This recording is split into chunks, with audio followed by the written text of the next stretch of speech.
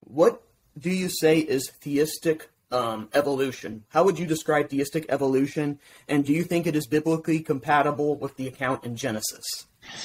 I guess I would say that theistic evolution would be the view that God creates biological complexity on this planet through the mechanisms and processes that are described in standard evolutionary biology.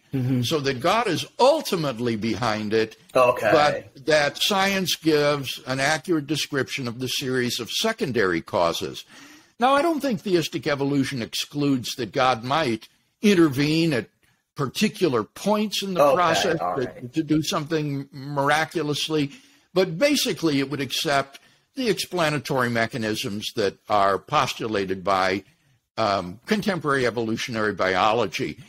And I think that once you give up the view that Genesis 1 teaches that the world was created in 6 consecutive 24-hour days, that it's striking that it does not say anything about how God created the plants and animals. In fact, when God creates the plants on the 3rd day, it's very striking.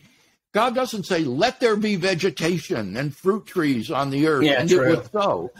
What it says is, let the earth bring forth vegetation and fruit trees bearing fruit after the kind. And it was so. The earth brought forth these things. And similarly for the animals, the earth brought them forth. So I think there's already an intimation there by the author that God's creation of these plants and animals is fully compatible with identifying natural secondary causes that are involved in their development and origin.